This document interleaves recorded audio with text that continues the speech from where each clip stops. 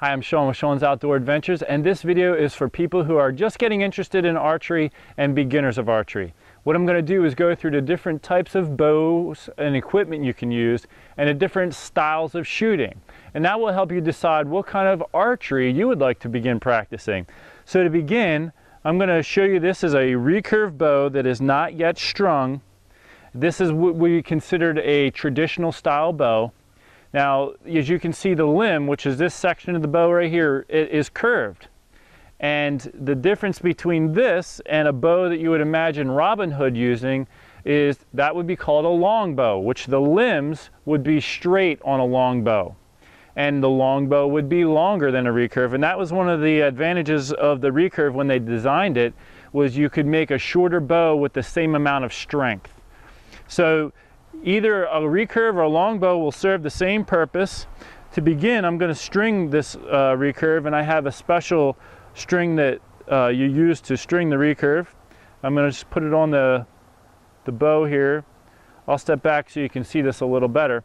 But what you'll do is that string that I just put on with the boot on that end, you'll actually hold it in place and step on the bow and then slide that string up into the groove.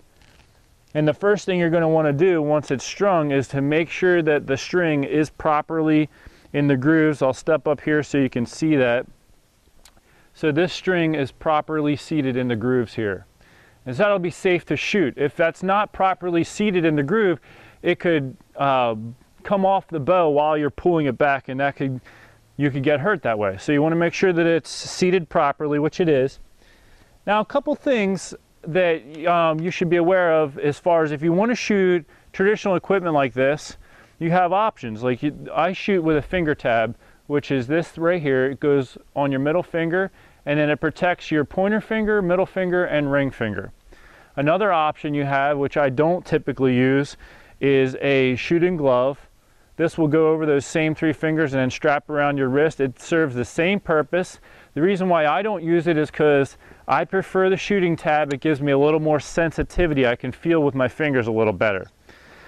Another thing you'll want, I've been shooting for 31 years, and I've gotten used to shooting without hitting my arm or my clothes, so I don't use an arm guard, but especially if you're a beginner, you're definitely going to want to use an arm guard. One that covers your whole arm would even be good, because you can hit your arm with the string when you're just getting started, and that can be extremely painful.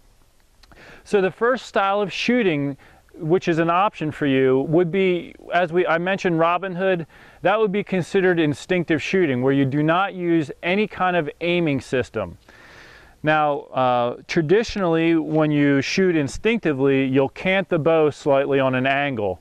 This will be about the only time you'll shoot a bow on a cant.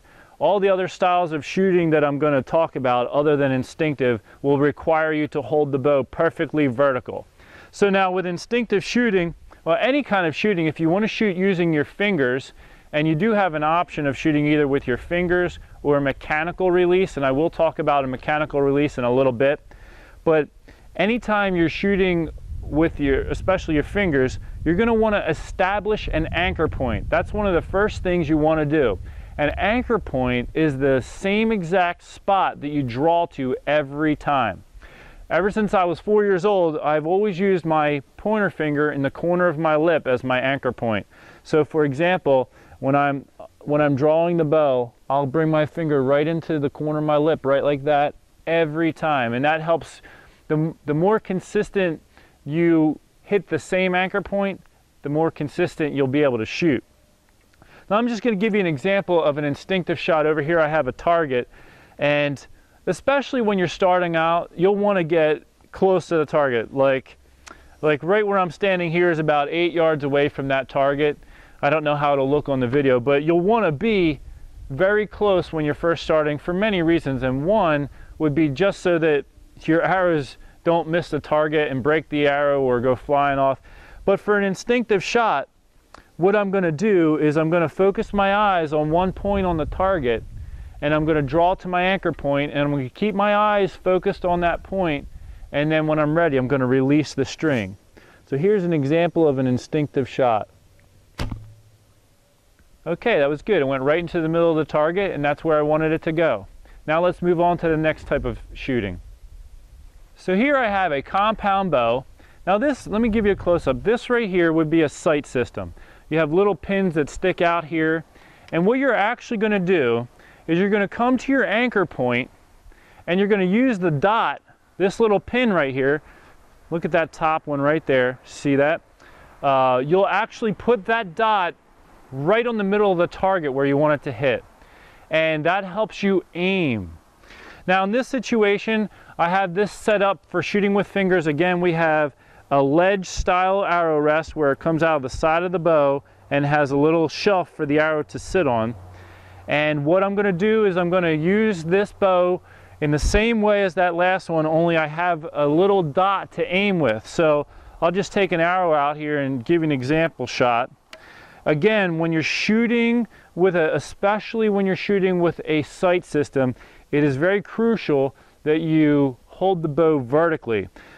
Because, for example, now imagine this, as you saw on here, I have multiple dots to aim with.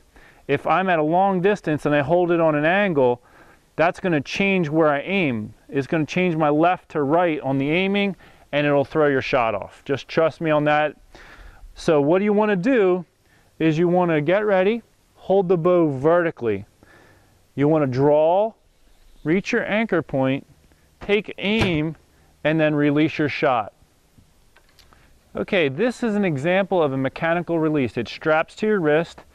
It has a metal clip and a trigger. So you'll pull the trigger and it'll clip onto the string, and then that is what holds the string. Your fingers don't actually touch the string.